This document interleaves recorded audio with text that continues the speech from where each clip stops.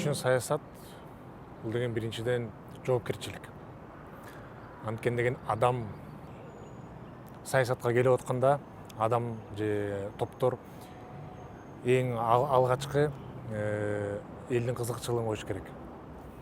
Анткени деген элдер өзүнүн ишенимин ушу адамдарга көрсөтүп аткандан кийин, элдер ушу адамдарга ишенип аткандан кийин, менин оюмча элге кызмат кылыш керек, эл үчүн иштеш керек. Саясатта туруктуулукка жетүү менин оюмча мүмкүн.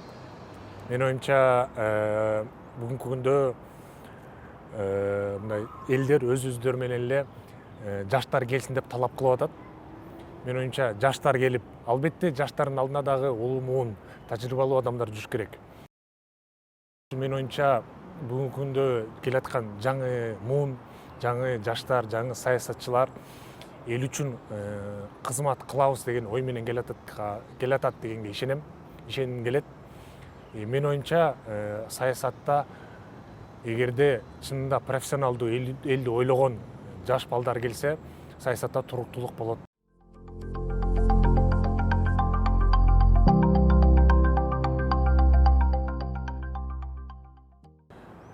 Биздин партия негизги 4 багыт боюнча иш алып барат. Биринчиси Бишкек сергек жашоонун шаары катары билим берүү, саламаттык сактоо, спорт жана маданият жаатындагы маселелерди алдыбызга коюп жатабыз.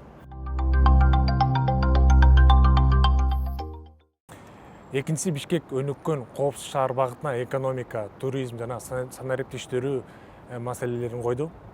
Үчүнчүсү Бишкек жашыл шаар боюнча биз экология маселесин көтөрдүк.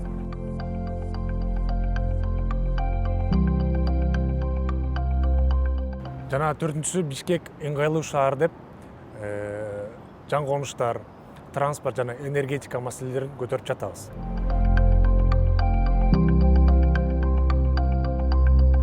Жашылдандыруу жөнүндө бүгүнкү күндө Союздун убагында Бишкек шаарыбыз жашыл шаар деп аталышы бар болчу. Бирок бүгүнкү күндө тилекке каршы андай аталышты биз жоготуп атабыз. Биз ушул аталышты кайрадан алып келишибиз керек. Жанагы жаңы бактарды, жаңы өсүмдүктөрдү биз деген туура өстүрүү боюнча жана сугаруу боюнча бүгүнкү күндө биз бактарды отургузуп атабыз. Бирок тилекке каршы сугаруу маселеси биз үчүн чоң бир маселе болуп жатат.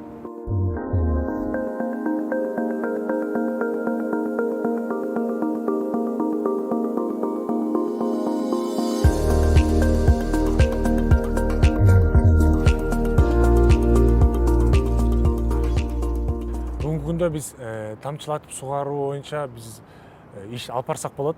Бул абдан жөнөкөй, абдан бүгүнкү күндө заманбап нерсе. Менин оюмча бүгүнкү күндө арык маселесин биз жоготуп, ушугу арыкка кетирип аткан каражатты биз деген ушугу туура сугаруу боюнча биз иш алып барышыбыз керек.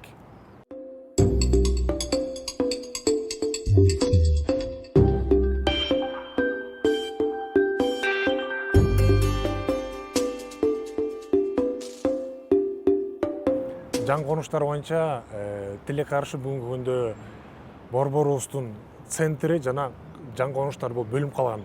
Ортодо мындай бир барьер болуп калган. Ушул барьерди биз жоготушубуз керек. Кантип жоготобуз? Тилекке каршы бүгүнкү күндө болгон бүт торговый центрлер, эң маанилүү жерлер бул центрдин ортосунда болуп атат. Болгон бүт жаңы конуштардагы адамдар ушугу Бишкек шаарынын ортосуна келип, бүгүнкү күндө ушундай тыгын болуп атат.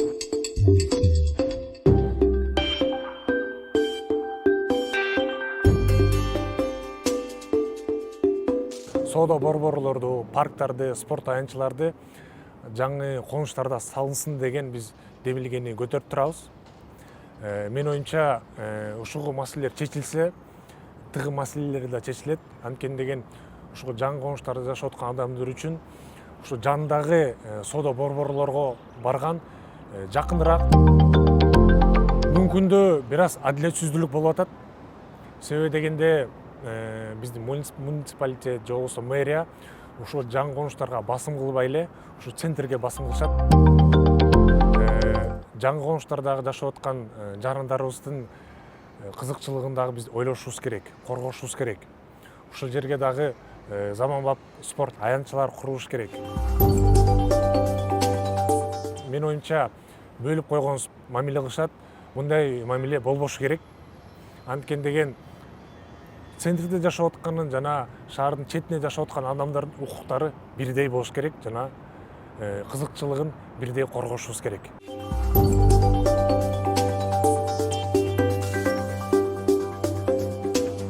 Биздин оюбузда ар бир жаңы конушта бир чоң парк болбосо да бир кичи парк болуш керек. Кечинде ошо балдар менен сейилдегенге, ушул эле конуштардын ичинде спорт аянтчалар болуш керек. Футбол ойногонго, волейбол, баскетбол ойногонго.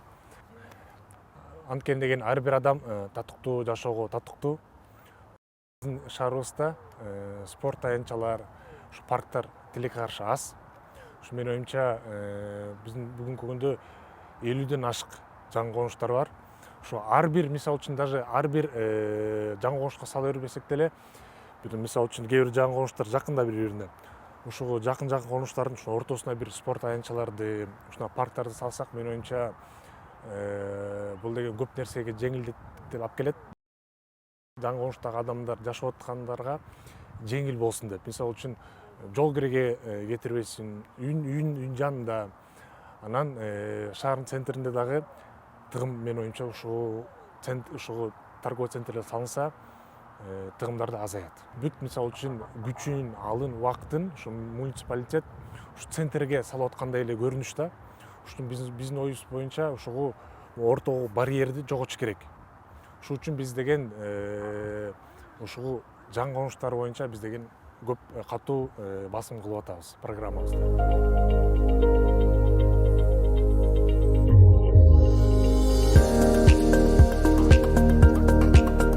Таштанды полигондун ишин жөнгө салууну демилгелеп жатабыз. Себеби дегенде бүгүнкү күндө биз эгерде биз заманбап шаарды кааласак, биз заманбап иштерди кылышыбыз керек. Биз таштандылардын сорттоо жолунда сунуштап жатабыз.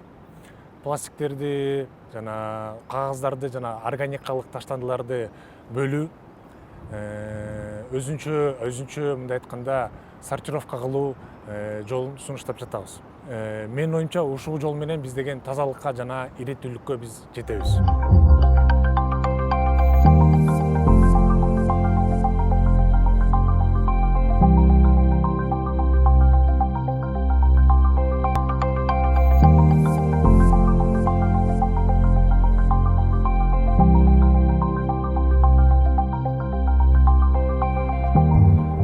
Бүгүнкү күндө Замандашык партиясынын курамында көптөгөн билимдүү, илимдүү, бүгүнкү күнгө чейин эл үчүн көп кызмат кылып келген адамдар бар. Ушу биздин курамыбыздын ичинде мугалимдер, медицина кызматкерлери, куруучулар, экономисттер бар. Албетте ар бирөө өзүнүн тармагында мындай айтканда чоң жетишкендиктерге жеткен адамдардын бири.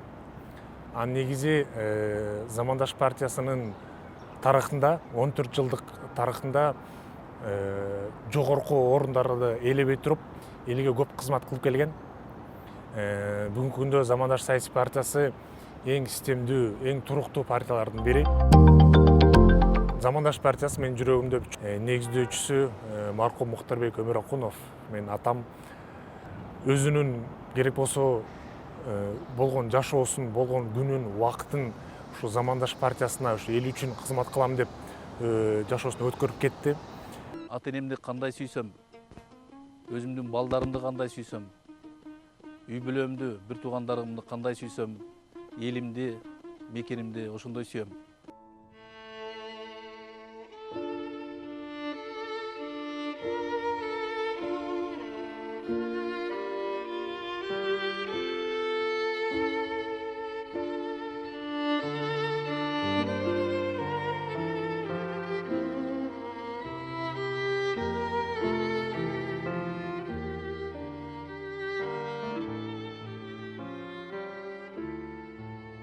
Атам менин, балам деп айтканымсың.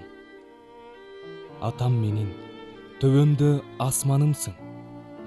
Жүрөгүмдүн төрүндө орун алган, атам менин, түбөлүк дастанымсың. Ата, сиз баарын сезип туюп жаткан чыгарсыз. Сизди таанып билип, кадырлап сыйлаган адамдардын бар экенине каниет кылам. Атам менин, мен сиздей эл уулу боло алсам экен. Мен чоң жолго аттандым. Сиз коштоп, колдой жүрүңүз, ата. Жакшылыгымда болбосоңуз дагы, сиз ар дайым менин жүрөгүмдөсүз. Мен сизди жакшы көрөм, ата. Кудай кубат берсе, атанын уулу болом буюрса. Сиз баштаган ишти мен татыктуу улантууга аракет кылам. Ата, мен ар дайым сизди үлгү тутуп жашайм.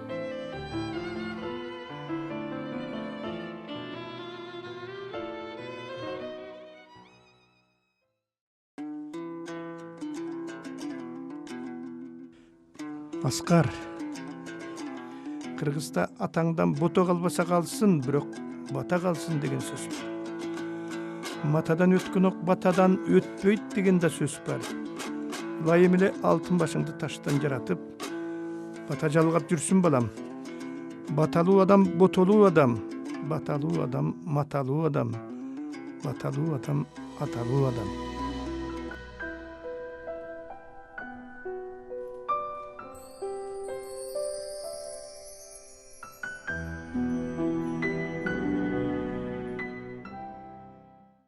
Замандаштын эң негизги идеологиясы бүгүнкү күндө эл үчүн кызмат кылуу.